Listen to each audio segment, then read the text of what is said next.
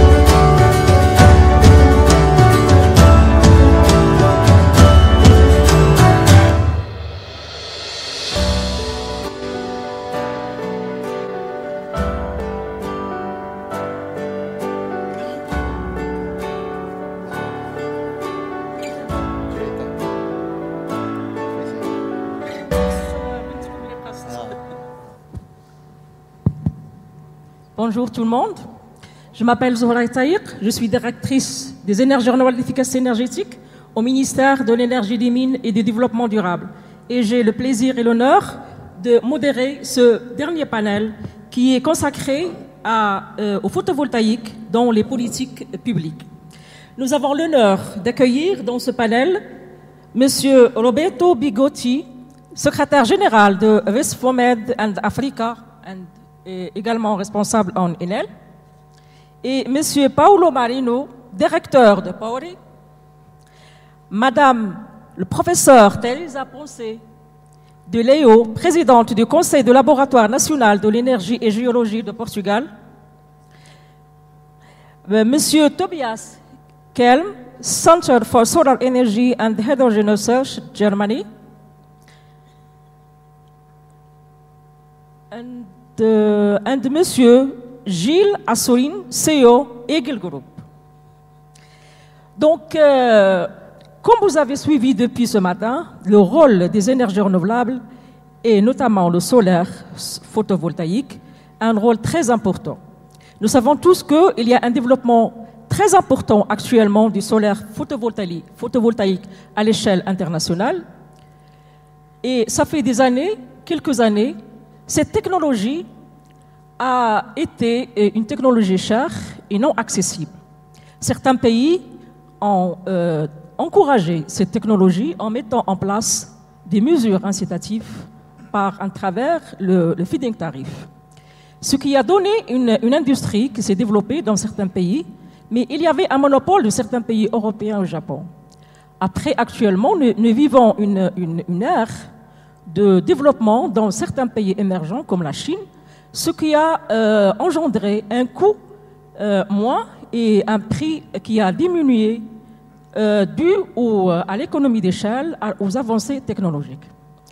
Donc, nous savons que certains pays ont été engagés dans le développement des énergies renouvelables en mettant des stratégies, en mettant des cadres légaux, réglementaires et institutionnels, mais il y a toujours des contraintes jusqu'à présent qui empêchent la concrétisation et un développement, notamment au niveau africain. Donc, nous avons le plaisir de donner la parole à M. Roberto Bigotti, qui a réalisé une étude, qui réalise actuellement une étude pour le Maroc, à la demande du ministère, donc dans le cadre de la coopération avec le ministère, pour donner sa vision, surtout pour le photovoltaïque et l'intégration en moyenne tension. À vous l'honneur. Merci beaucoup pour l'introduction. Je vais parler anglais parce que je parle très vite, même en français, mais je me trompe. Donc, I speak English for the sake of decency. I will introduce shortly RES4Med and RES4Africa. I'm very particularly happy to be here again for the third time to Photovoltaïque. Monsieur Baroudi was very kind today to mention me, but I mentioned him. I'm linked to Morocco thanks to him, thanks to the work we have been doing the last 4 years. And now, Rest for Med, we started in Mediterranean and we moved to Africa according to the Morocco desire. I will go very quickly, so fasten your seatbelt. I will just show you some things we do, and then we go to the main point, which is the study on the market liberalization in Morocco, which is, I think, a very hot and sexy topic for today, to close the day. We are a multi-stakeholder approach company, an association.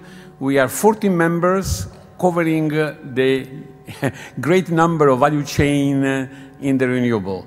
The last one on the left side, Siemens Gamesa joined 2 weeks ago, and we have now banks, we have investors, we have consultants, we have lawyers like Norton & Rose from London or Bonelli, and we have academia. So we have 39 high-level agency, international parties from Finland, other, working together for the renewable in the Mediterranean and Africa. The topic you see very easily, I mean, I don't go in detail, but really we work along 3 main lines, dialogue and partnership, and Morocco has been our first partner and will be so on in Africa. Support and market intelligence and capacity building. We are very well known for our advanced training course in Milano and not only. We have done a lot of events from 2013. We were born just the last few years when Desertec, DI, Medgrid were still the rulers. We work upside down. We decided to work for and with the country, not thinking only to export to Europe, because it wasn't the case anymore. And we have done a series of conferences. Next one, June 22, in Roma, Sustainability and Bankability of Renewable Power Projects, which I already invite you to come. We have done single events, talking about dialogue. By the way, each one of these events, if you go on our website, you find the agenda, activities, agenda, and all the presentation. Our policy, and I invite you, if you really have time to lose and waste, go on our website, you can find all the 43 lessons in the Polytechnic, all the 25 presentations in the Sonel Gas, in STEG, and so on. Our policy is that each event is still recorded there, and I hope to come back, and Ahmed will work for me to make another event in Morocco soon. Typically in Rabat, typically my hotel is a Jardin des Roses, preferred hotel I have there. This is our training approach. You see, we invite about 35, 40 people from Mediterranean country and Sub-Saharan Africa to come to Milano to have a lesson, discussion, visit with our investors, with our academia, with our, and that's again many of the Moroccan people. Last year there were 2 from the ministry, 3 from Mazen, 2 from Monet, and so on. We do invite always the Moroccan as our best students. We produce country reports. Next coming one is Morocco. We were finished almost, but things are changing so much. Academy Morocco, we have to update also this report, but will be available next time we come here, 40, 50 pages. Again, they are on the website. We do a study on the surveying on risk in the country, and we presented this one. We should update it because the risk perception is now, also this one is on the website. We do very interesting thing, study on the integration of the grid in Algeria and in Kenya, again to answer to the question of the gentleman before. Algeria, remember Mr. Boudalfa said, we cannot have 23,000 megawatt of renewable in our grid, it will collapse. Then we studied with him when he was minister then.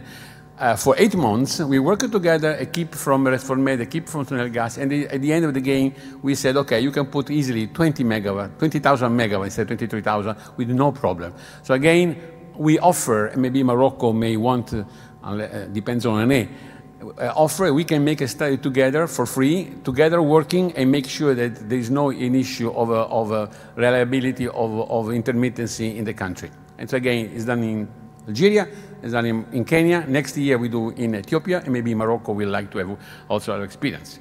Then we do a lot of study, job creation, big issue in Tunisia, in Algeria. Auction, we are going to both to Alger next month and in Tunisia in 2 months from now to present a critical review of the way to do auction. I don't say anything in Morocco because the auction is well done here, but both Tunisia and both Algeria have some complication in their auction study, and we are ready to go and give our true independent review done by 38 members, not a single company. And then, of course, in South Africa, in Morocco, I close, we have this context. We've been working in Morocco, you see, from 2014. Again, I want to mention how much CA helped us. And in fact, what I'm going to present you now is the new baby born, which is a little interesting, I think. And Mr. Marino from Pori will present you the first part of our market liberalization study, which is strongly asked me by Mr. Halafidi, who is not here, but said, Roberto, please come to us, tell us what we know already, but put in a very rational way, and I promise I will come back with your comments in 2 months from now to give you the full report. Again, this one is available on the website. I finish here, and I give my 4 minutes to you so you can do longer, okay? Thank you. Merci.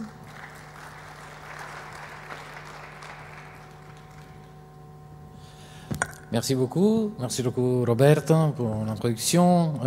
Bonjour mesdames et messieurs. Maintenant ma présentation va être en anglais.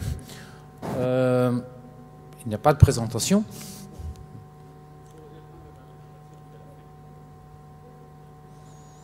Excusez-moi.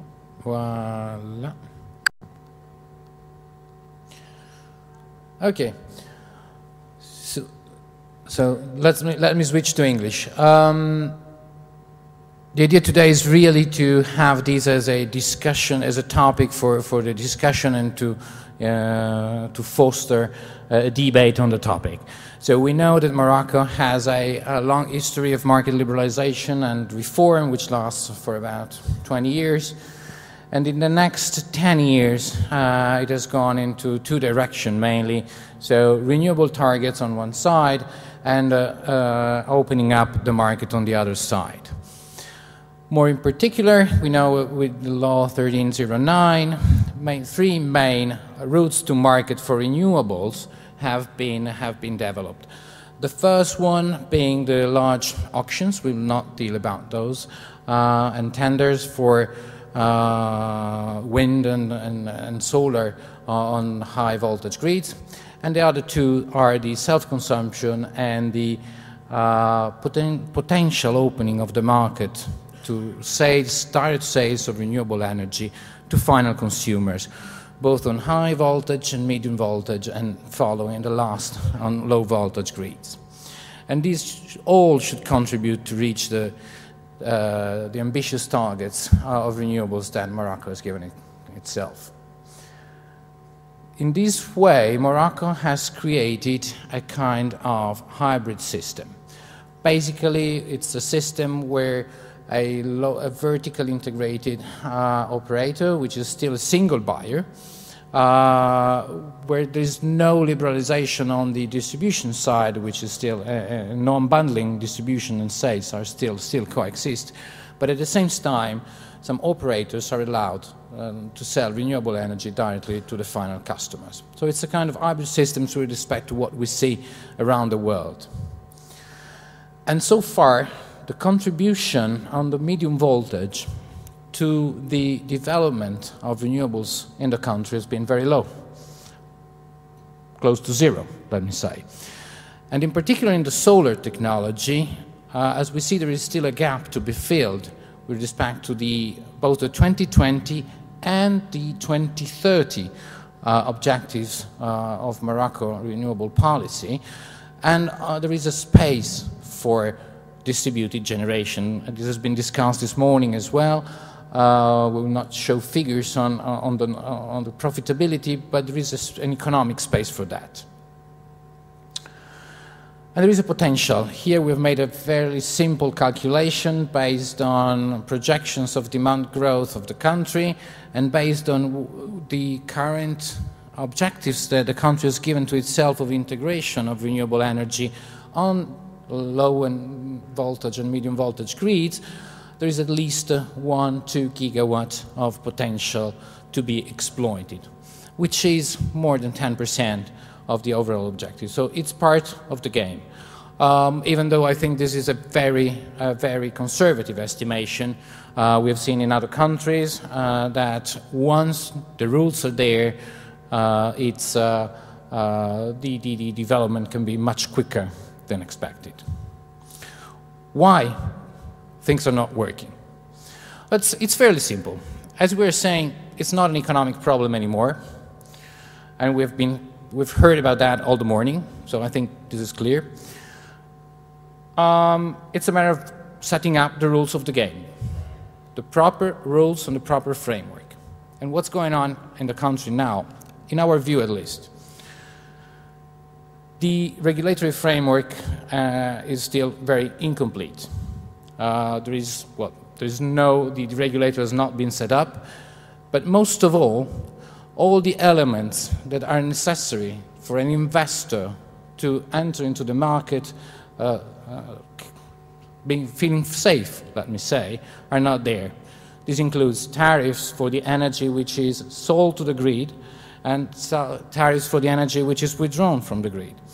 These include network tariffs. These include grid codes, for instance. All of this is missing. When there are no set-up rules, you end up with having negotiated access.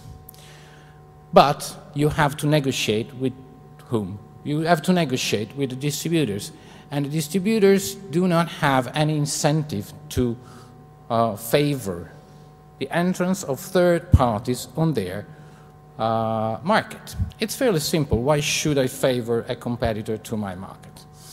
So either I set up an obligation, and there is an obligation, but this obligation has no penalties so far, and there are no requests for transparency so far. So basically what is going on now is a situation where there are no clear rules, and the subjects who should favor the integration have no incentives to do so.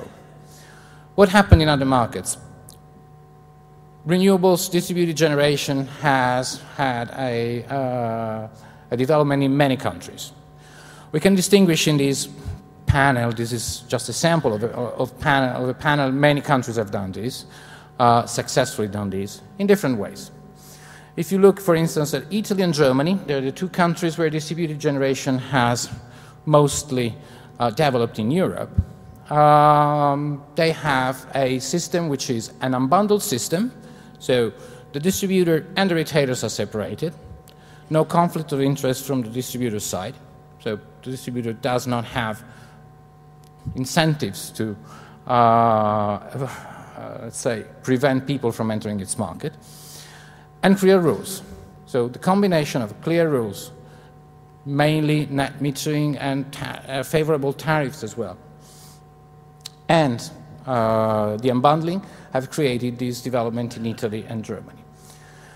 Other countries which do not have an unbundled market, which are in this way more similar to Morocco, have adopted different strategies. Well, some of them have put obligation on the distributors, and this is a potential route and way, but I understand Morocco has decided not to do so and to opt for a more market-based solution, in which case there are other countries that have more creative solutions, like Mexico, and this is something we will discuss a bit later. Mexico has a non-unbundled system, so it's still bundled between distribution and sales of energy to the customers, and no third-party access. But what they did was to set up a third party that has been able to, is in charge, of allowing the connection of renewables to the distribution grid and to control what distributors do and why do they prevent, if they do, the access of third parties to their grid. So basically, which are the lessons learned and what we can understand. So it's really a matter, and then obviously there are a number of details that can be discussed, but it's really a matter of setting up the right framework and the right incentives.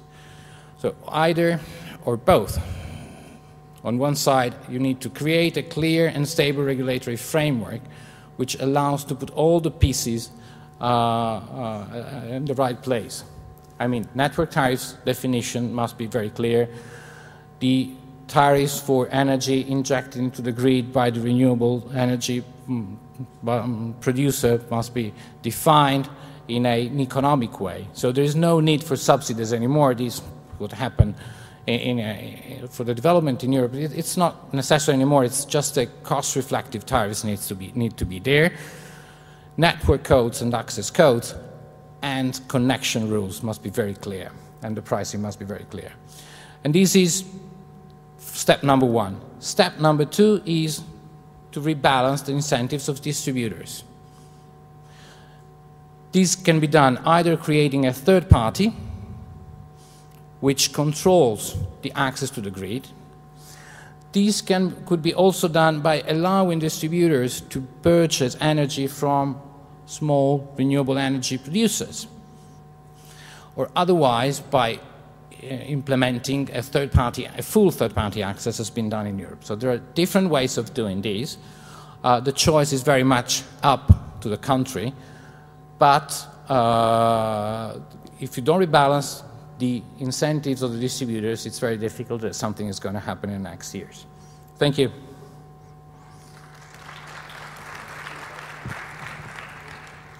Merci. Donc c'est une vision, donc c'est des réflexions qui ont été faites sur la base de ce qui existe à l'échelle nationale au Maroc.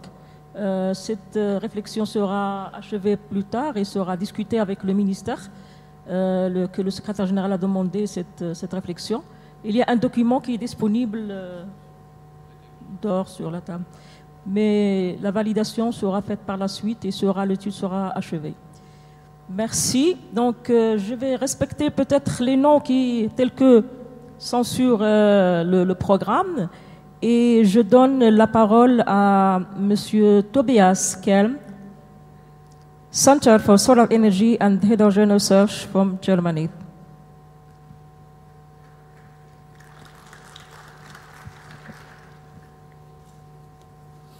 Yes, thank you very much.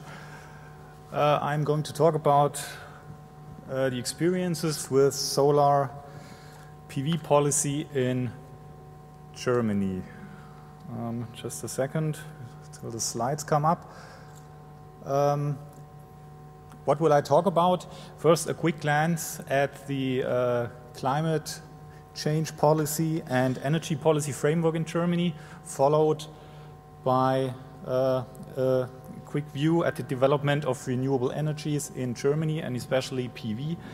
And then I will go into details on the experience with the German PV policy and PV tenders. Oh no, that's the wrong set of slides. Si vous pouvez envoyer la présentation pour l'allemand. Followed by a conclusion.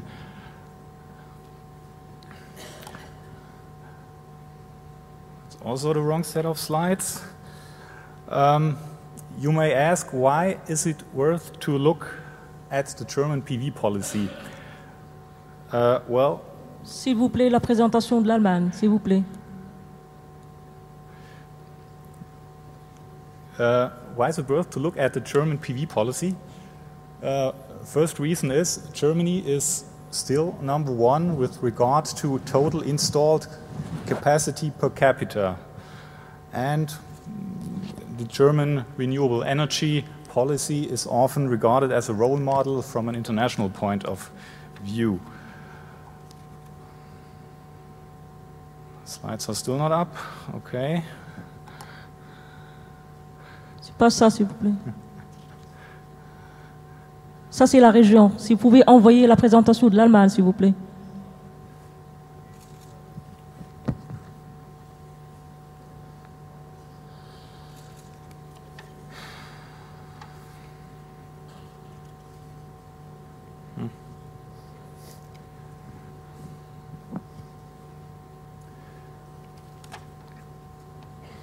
Okay, let's continue without the slides.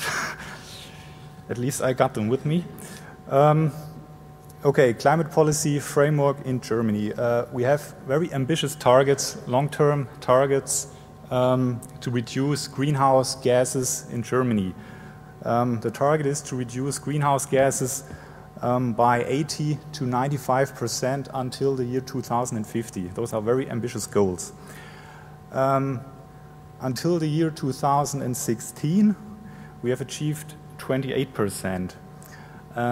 So the next target will most likely be missed, the target for the year 2020, but so we're focusing on the target for the year 2030, and the target is to reduce greenhouse gas emissions by 55 to 56%.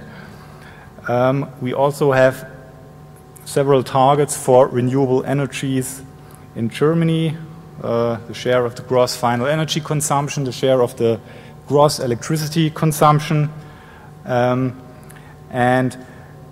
the target for renewable energies at the of the gross electricity consumption for the year 2030 is at least 50% in Germany. At least 50% renewable energies are supposed to produce electricity, and the long-term goal is to produce 80%. S'il vous plaît, est-ce que vous No, I sent them in advance slides. Yeah. Well. Yeah, we'll improvise. It's without slides.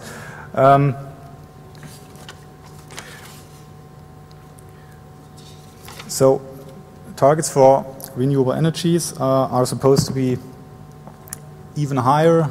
Right now, we have coalition talks in Germany. The new government is still not in office, but one point they're discussing is to raise renewable energy targets for the year 2030 even higher. So we will have discussions in Germany about the contribution of wind power, solar power to those ambitious targets for renewable energy in Germany.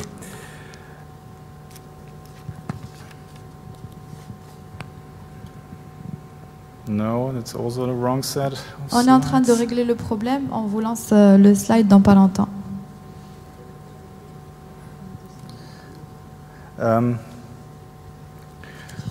Okay, if we look back at capacity additions of solar PV in Germany, we can see that beginning, oh, there it is, at last. Oh, this is what I wanted to show you. This is our, I can see the slides, but you can't. There it is. Okay. Just one picture I wanted to show you. That's a picture of our newly built research facility, and I think no one would have guessed, but it's a solar PV facade with black thin film modules integrated into the facade of the building. So it's a very clever concept of integrating PV into a building. Okay, I already talked about this, and here we are. Capacity additions. On the left-hand side, you see the annual capacity additions of PV in Germany. And most of you might know this, since 2009, the prices for PV modules have fallen dramatically. And in those years, 2009 and 10 and 2011 and 12, a lot of PV capacity was installed in Germany. You can see we had 3 years with capacity additions of around 8 gigawatts per year. 8 gigawatts per year times 3. Well, policymakers had to act because 2010 and 11 and 12 PV was still kind of expensive. So they had to act.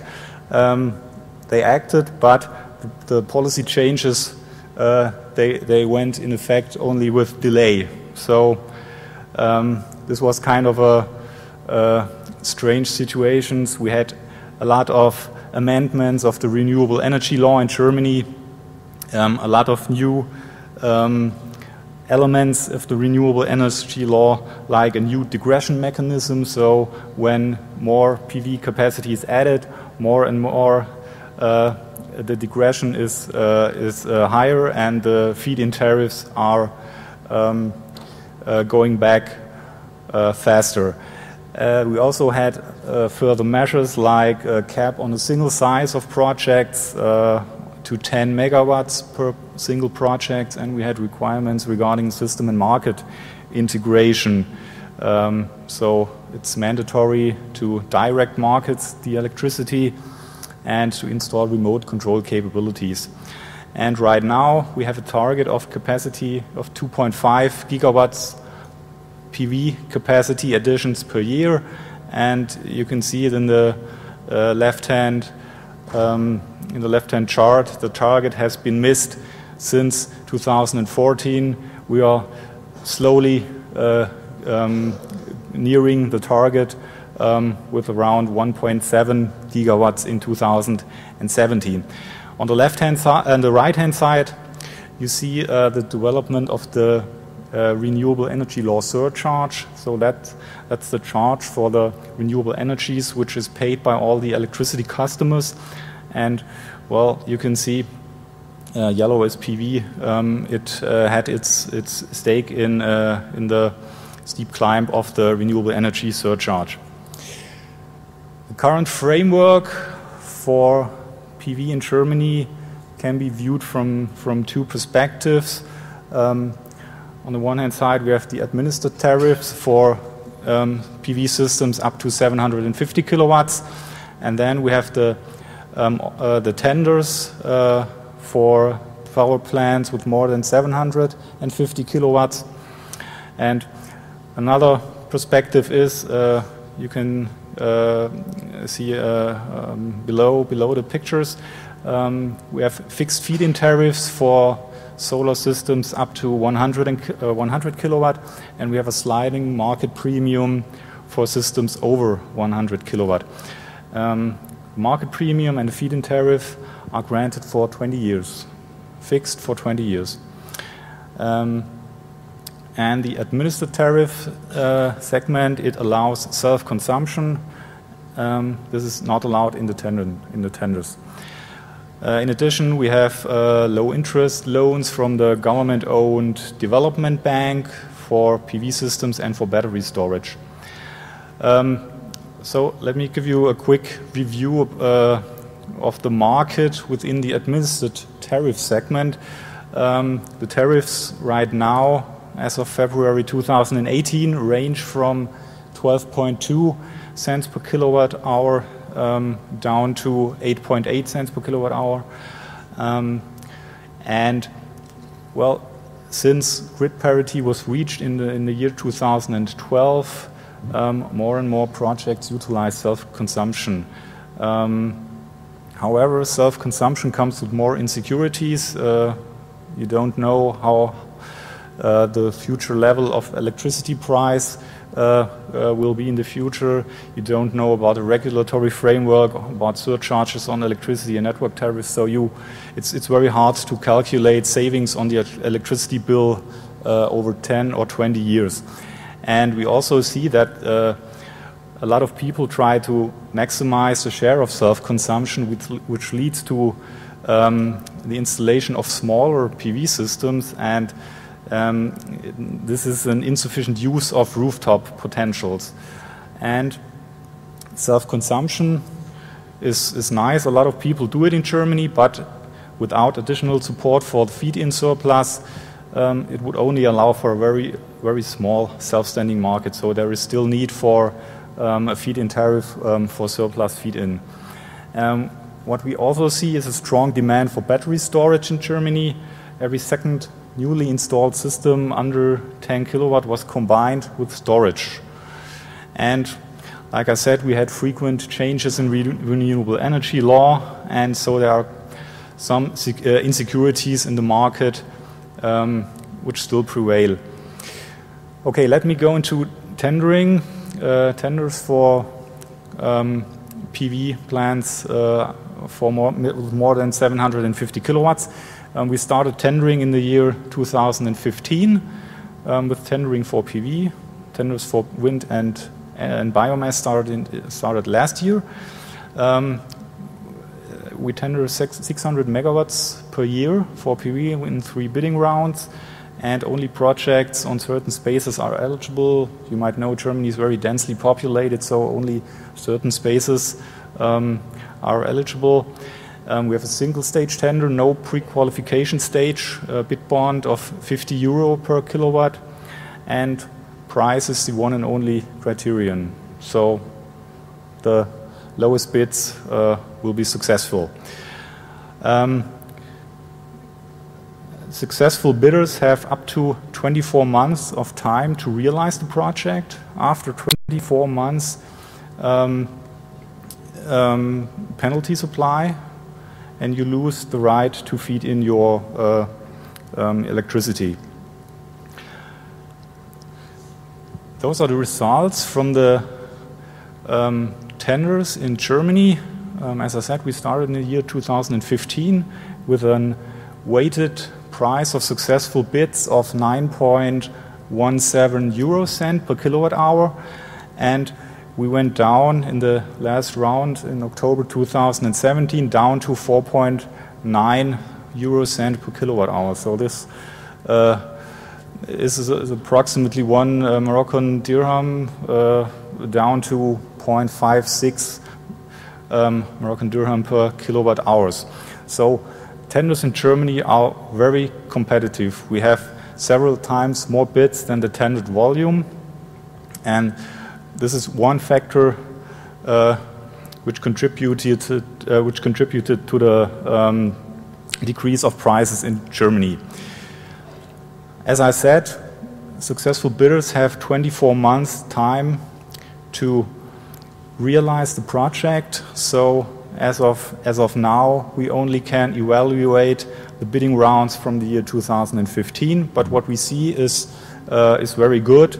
So from the first round, 99% of the capacity is realized, and 90%, more than 90% of the second and third round. So this is a great success. However, with decreasing prices, there come insecurities. Can we? Is it realistic that the high implementation rates stay in the range of 90%? We don't know. At the moment, low prices, maybe due to the phase out of the European Union trade measures against PV modules from China, and I think some bidders are speculating about falling module prices. Right now we have a political discussion, and we'll have a discussion in the coming month about the renewable energy targets. And one challenge we are facing, not tomorrow, but in the next couple of years, is organizing the transition from tenders and support schemes to support-free renewable energy systems. And let me just draw a quick conclusion. Like you saw, the target of 2.5 gigawatts PV capacity additions per year was missed since the year 2014, and well, the target may even be raised. So we have to tackle the barriers in the market, which in the administrated tariff system are mostly non-monetary based. So we have the uncertainties in the market. So there is a need for continuity and reliability of PV policy. And we have uncertainties with self-consumption, and self-consumption also leads to smaller PV systems. And what we need to do is to maximize the utilization of rooftops when installing PV. What you also saw is that tendering brought prices down. It's a highly competitive sector, and if we raise the tendered volume, this could easily make a cost-efficient contribution to growing shares of renewable energy in Germany. So PV is on its way to market competitiveness, so there is a challenge of organizing the transition to support-free renewable energy systems in Germany. Thank you. I hope I gave you a good insight into the German PV policy. Thank you.